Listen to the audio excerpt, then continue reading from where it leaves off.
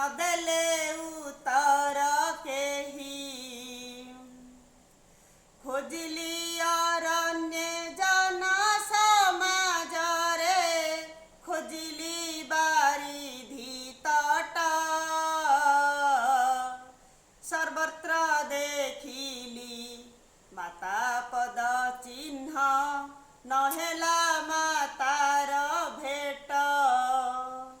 यही कवितांशटी 1936 मसीहा एप्रिल 1 तारिख पूर्वर ओडिशा विषय कवि वर्णना करिछंती। सेतेबेले ओडिशा प्रदेश बोली किछि नथिला। 1936 मसीहा एप्रिल 1 तारिख पूर्वरु ओडिशा खंड विखंड होई रहिथिला। अधा थिला तत्कालीन मांद्राज प्रेसिडेंसी अधीन रे आउ अधा थिला बंग बिहार अधीन रे। सेथिपाई कवि दुखरे लेखिथिले मु सारा ओडिशा घुरी बुलिछि किंतु आमर माता ओडिशा ओडिया बोली किछि प्रमाण नाही। ओडिया भाषा भाषी लोकंक संगरे मिसिछि किंतु ओडिशा प्रदेश बोली किछि नाही। ओडिशार केउठी मध्य स्वतंत्रर परिचय नाही। एथिपाई से चिंता करिथिले जे ओडिशा नामक एक प्रदेश गठन करिबा पाई एथिरे अप्राण उद्यम चेष्टा करिथिले पंडित उत्कलमणि गोपबंधु कुलवृद्ध मधुबाबू नियाखुंटा गोदावरीश महापात्र ऐतिहासिक कृपा सिंधु पंडित नीलकंठ सर्वोपरि पारलाखेमुंडी महाराजा कृष्णचंद्र गजपति एमाने निज साधना त्याग और निष्ठा बलरे ओडिशा को एक स्वतंत्र प्रदेशर परिचय देथिले जहाँकि समग्र भारत वर्षरे भाषा भित्तिक प्रदेश भावरे चिन्हित होई परिला। प्रथमे केवल मात्र 6 गोटी जिल्ला को नहीं ओडिशा प्रदेश गठन होइथिला। ताहा थिला गंजाम कोरापुट पुरी कटक बालेश्वर एवं संबलपुर। आमे निजकू गर्व अनुभव करिबा आमे ओडिया ओडिशा रे जन्म केते कवि केते लेखक केते राजनैतिक नेता केते क्रीड़ाविद ओडिशा माटी रे जन्म ग्रहण करिछंती ताहा अतुलनीय।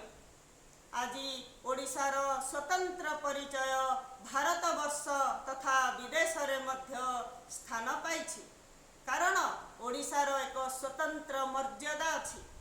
ओडिशार सांस्कृतिक क्षेत्र रे देखंतु नारी कवि क्षेत्र रे देखंतु राजनैतिक क्षेत्र साहित्य क्षेत्र प्रत्येक क्षेत्र रे अवदान अतुलनीय। खनिज पदार्थ रे देखंतु प्राकृतिक संपद रे परिपूर्ण ओडिशा। तथापि 1936 मसीहा बेलकू बहुत गणजात मिश्रण होई पारि नथिला ओडिशा रे। ताहा डॉक्टर हरेकृष्ण महताब उद्यम रे बहुत गणजात मिश्रण होइथिला 1949 मसीहा रे। तेणु हरेकृष्ण महताब को कुहाजिब बृहत्तर ओडिशार निर्माता। ताहा परे आमर पूर्वतन मुख्यमंत्री बिजू पट्टनायक को कुहाजिब आधुनिक ओडिशार निर्माता जहाँकि तांकर अवदान अतुलनीय। से पारादीप बंदर निर्माण करथिले सुनाबेड़ा रे मिट फैक्ट्री तैयारी करथिले सैनिक स्कूल विद्यालय प्रतिष्ठाता भावरे आहुरी तांकर बहुत अवदान। से मुख्यमंत्री थिबा समय रे ओडिशा को केते ऊपर को नहीं जाइथिले यूनेस्को द्वारा प्रतिष्ठा करथिले कलिंग पुरस्कार। तेबे आमे काहीकि निजको लज्जित अनुभव करिबा आमे ओडिया बोली। आज दुखर विषय बहुत जन ओडिशा बाहरे अल्प दिन पाई रही गले निजकू ओडिया कहिबाकू लज्जा अनुभव करुछंती और आमे ओडिशार कहिबाकू लज्जा अनुभव करुछंती।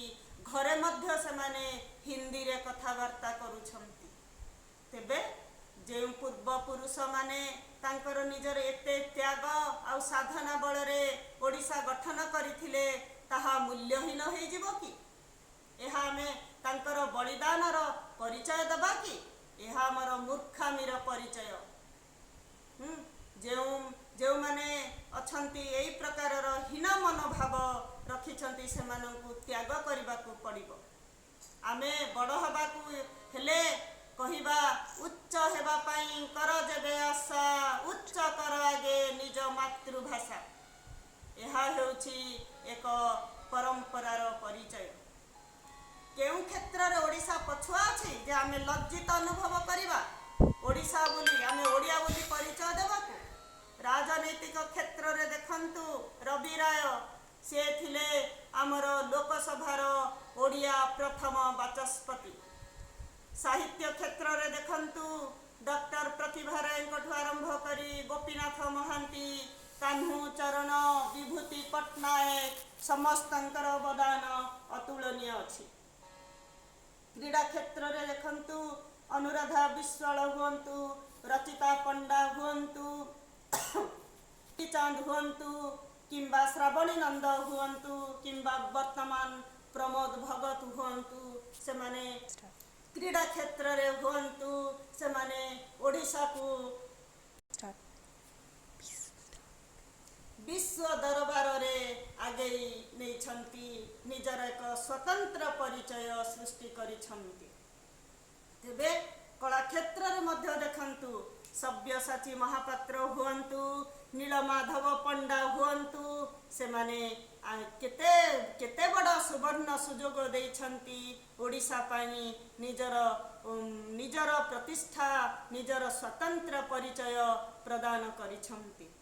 तेबे आमे गर्व करिबा कथा, आमे ओडिया, आमे ओडिशा माटी रे जन्म। तेबे ओडिशार एक स्वतंत्र परिचय अछि।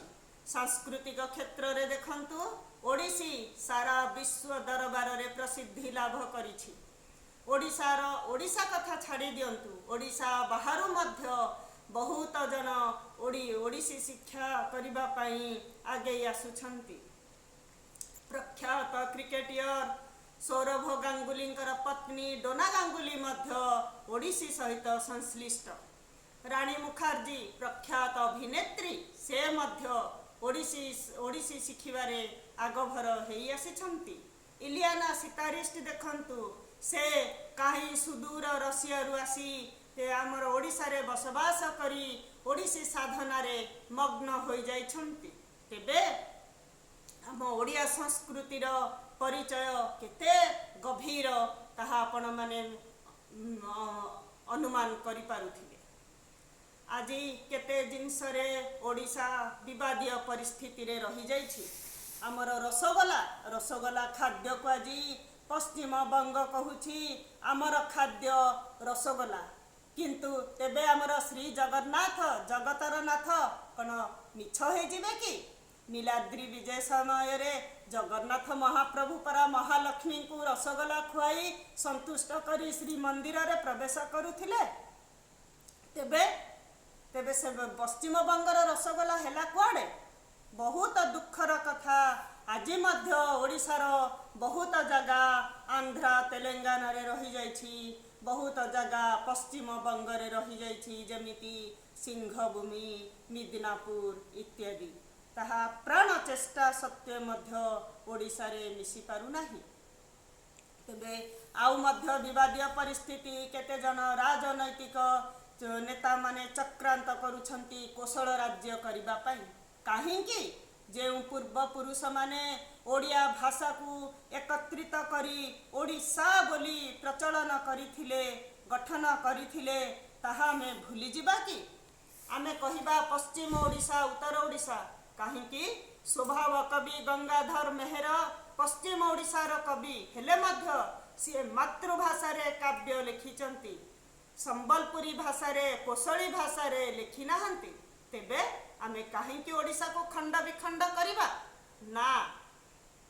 आज देखंतु 24 मार्च 2011 मसीह रे ओडिशा प्रथमे आमे लिखुथिले ओडिशा, ताहा आज 2011 मसीहा मार्च 24 तारीख रे ओडिशा बोली नामकरण करागला। ताहा जहाँकि आम पाई एक गर्व और गौरवर विषय। 14 ମାର୍ଚ୍ଚ 2014 ମସିହା 11 ମାର୍ଚ୍ଚରେ ସଂସ୍କୃତ, ତେଲୁଗୁ, ତାମିଲ, କନ୍ନଡ଼ ଏବଂ ମଲାୟାଲମ ପରେ ଓଡ଼ିଆ ଭାଷାକୁ ଷଷ୍ଠ ଶାସ୍ତ୍ରୀୟ ଭାଷା ରୂପେ ମାନ୍ୟତା ଦିଆଗଲା। ତାହା ଆମ ପାଇଁ ଏକ ଅତ୍ୟନ୍ତ ଆନନ୍ଦର ବିଷୟ।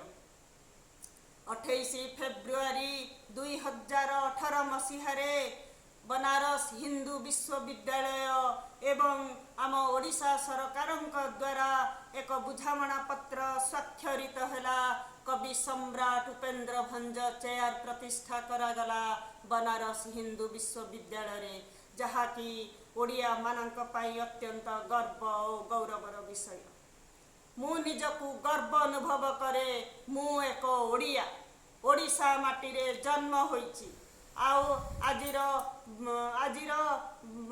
ଭାଇ ଭଉଣୀ, ଓଡ଼ିଶାବାସୀ ଭାଇ ଭଉଣୀମାନଙ୍କୁ ମୁଁ ଅନୁରୋଧ କରୁଛି, ଓଡ଼ିଆ ବୋଲି ଗର୍ବରେ କୁହ, ଆନନ୍ଦରେ କୁହ, ଓଡ଼ିଆ ଭାଷାକୁ ପ୍ରାଧାନ୍ୟ ଦିଅ। ପଛେ ହିନ୍ଦୀ କହିବା, ଇଂଲିଶ କହିବା, କିନ୍ତୁ ଓଡ଼ିଆ ଭାଷାକୁ ଆମେ ପ୍ରାଧାନ୍ୟ ଦେବା। ବନ୍ଦେ ଉତ୍କଳ ଜନନୀ।